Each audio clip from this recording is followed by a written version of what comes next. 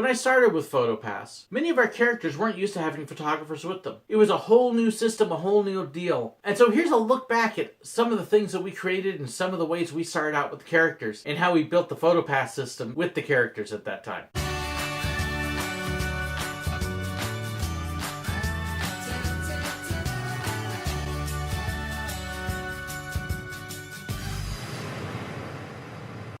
When I started with Photopass, for many of the characters, it was a little bit of a new experience having a photographer with them. Some of them had been used to just kind of free roaming around. Others were used to being in another place and meeting with the guests. But having a Disney photographer with them all the time was a little bit of a new thing for some of them. Over the course of time, we had a lot of experimenting and growing and trying new things, both us and the characters, and so we were constantly learning. For me, it started back when we did our training. The first stage of our training was out in the parks, where we got to learn how to take pictures of the guests with the castle, or with the giant spaceship Earth and other things like that in the parks. And after we got used to doing that, then we did another step in training called character training. At that point, we would actually spend a whole day, sometimes two, just working with the characters in separate rooms where we would practice taking different shots, go through different scenarios. We would learn what kind of pictures were expected with the characters, because there were certain settings, certain expectations of how the pictures would look and what kind of poses. As an example, they wanted a full vertical shot showing everything from the head all the way down to the toes of the characters. And then they also wanted a close-up horizontal picture. We also wanted to take candids. This was a little bit of a learning and adjustment period because, again, some of the characters weren't quite used to that. And we didn't want to intrude on the experience. We wanted to be able to enhance it and make it better. And so we learned as part of our training some of the best ways to be able to take candids, the places to go and stand so we could get the best pictures without getting in the way, and hopefully be able to do a good job there. Character training was a lot of fun. We actually, as part of the training, got a lot of the same training that the character attendants do. They're the ones that actually help take care of the characters, take care of the lines, and make sure everything flows smoothly. When I started, it was a little bit of a new thing, so they gave us as much training as they could on how to take care of the characters. That way, if something happened to our attendant, we were ready to go and be able to step in. That would include everything from managing and maintaining the lines to help make sure that people didn't swarm in on the character, but to keep it straight and have people come in and take their turns properly. You'd be surprised how difficult this is for some people. It meant that we could help take care of the characters. If there was a problem with one of their outfits, their costumes, we knew what to look for and how to fix it a lot of times. Some of us actually got trained on how to dress some of the characters and put their costumes together for them. It also meant that we could read hand signals because there were certain signals and certain gestures that you would look for. A commonly known one, if a character is in trouble or distress or has a problem, and they have to step away from the guests and backstage where they won't be seen, is to cover an eye. That's their signal to everybody around saying, hey, I need help, get me out of here. A good example of that was one time when I was working with Donald Duck over at the Mexico Pavilion at Epcot. It was a hot day and Donald hadn't been drinking quite enough. While we were out there in the sun and we're working and Donald starts moving slower and slower, and then you see the hand go up. At this point, we were aware enough that, okay, we've got a problem. We grabbed Donald, we hauled Donald backstage real quick, and it turns out Donald had gotten dehydrated and was on the verge of having heat exhaustion. So we were dumping water on him and trying to help get him cooled off, and they actually ended up taking poor Donald out for the day and helping him get some rest. I think he ended up actually missing a couple days out there. But those were things that we would look for, is warning signs like that to help make sure that our characters were okay. Other things that we learned in the training, what it's like to be a character. We actually took part of their costumes and we would put them on. We would put their hats and stuff on, so that way we could see what the characters see. We could feel what the characters feel. We could experience what they experience. We would understand what they're going through and how they're reacting and responding. It gave us a much better idea of what to look for with them. Because if you've never been a character, you've never put on the outfits, you have no idea how limited the vision is. For many of those characters, they can see about like this and like that.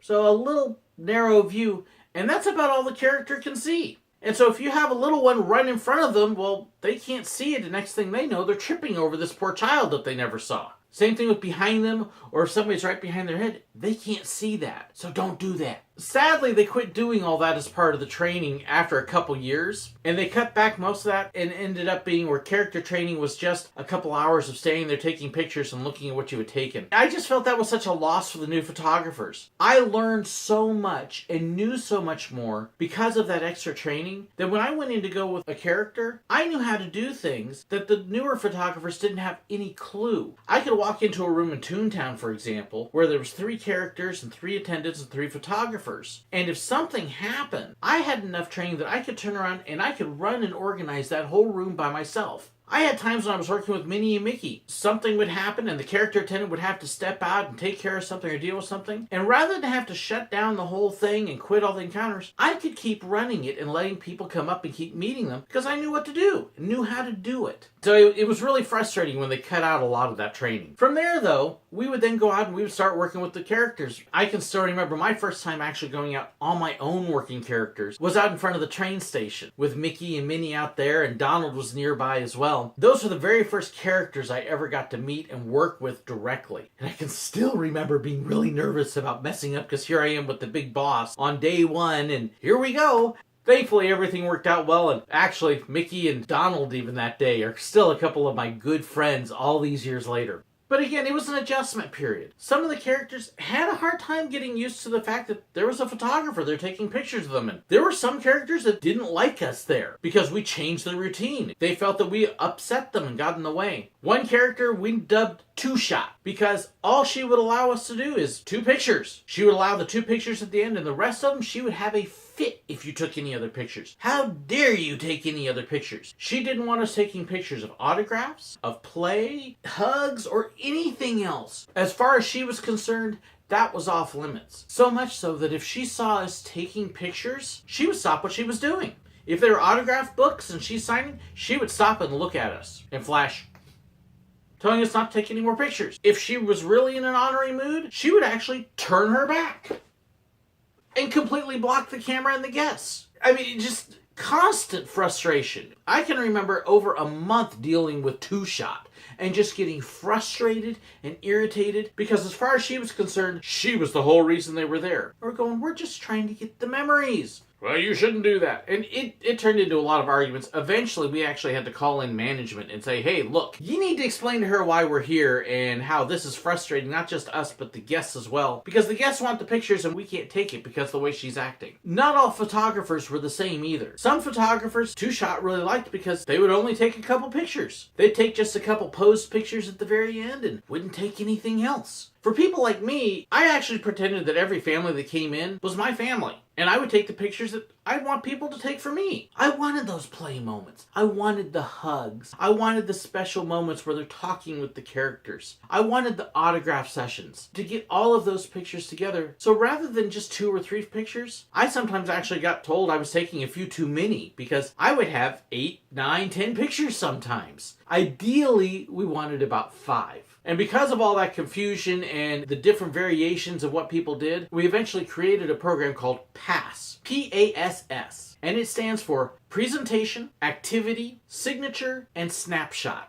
And we use that system then to know what pictures to take and how to take them. In fact, even today, I don't know if they call it PASS, but if you go see a Photopass photographer with a character, they're probably going to do something very similar to what we did. So here's what it is and here's what you know to look for. Presentation is when you first come up and meet the character. The character turns around, they say hi, and they present themselves to you. This could be a child running up for a big hug. It could be somebody just saying hi. It could be handshakes. For many photographers, this was actually the hardest photo to get. The reason why is because you were finishing up with the guests right before them. You've just scanned their card to make sure that all their pictures go onto their card. You're handing the card, you're telling them thank you very much, you're saying goodbye. Meanwhile, the character's already on the next family. And so sometimes it would be hard to scan it, hand it to the family, and then immediately turn around and get that meeting moment. After that would be what we call the activity. This could be a huge variety of things. This is where you got to play. It may be hugging, it may be dancing, it may be jumping around. If you're with Pluto, it may be playing fetch or petting him on the nose.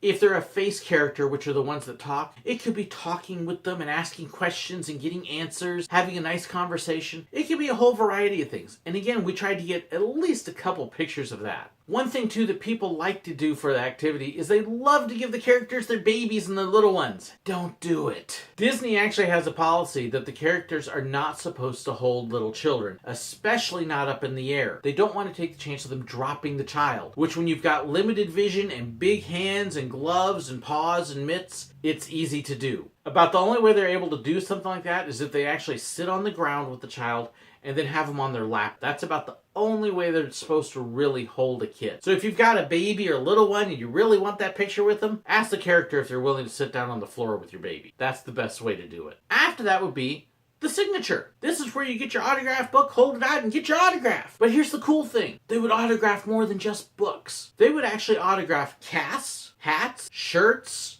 I've seen them autograph tapestries, rugs, picture frames, pictures, all sorts of stuff. The one big rule there, you can't be wearing it and it can't be a part of the body. You can hold it for them to sign, but they can't sign it if it's on you. Only exception being a cast. They'll sign a cast that's on somebody. When you do that too, make sure you got markers. Most of us photographers carried markers with us. I always had a couple Sharpies in my pocket, but you sometimes would run into a situation where somebody didn't have one. Make sure you got your markers and your pens with you. The last step, snapshots. This is where you take your pictures. Again, we'd have 2 different poses that we would look for. And of course, the guests usually want pictures too. I tried to encourage the guests to make sure that they gave me or a character attendant their camera, and they would get in the picture too so we could get everybody. There's some people though that don't want their picture taken. Don't let that be you. 20 years down the road, you don't want everybody looking through your pictures and saying, yeah, it's too bad grandma's not in the picture.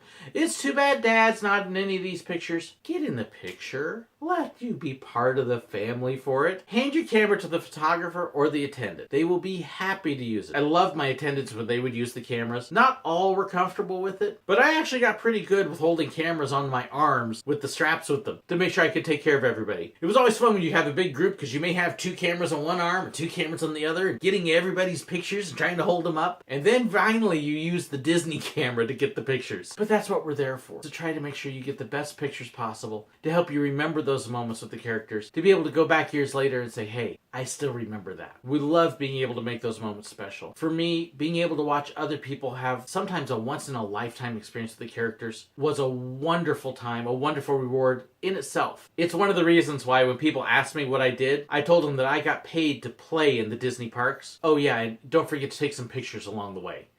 I hope you enjoyed this brief little look at the history of Photopass with the characters. I hope you learned a little bit too about what to look for when you go meet the characters. Again, please don't forget to like and comment below. I hope you've subscribed already. If you haven't, just reach over now and click that little subscribe button. Then you get all my future updates and future videos as well. Thank you so much for watching. Like, share, let me hear your feedback too. Thanks so much.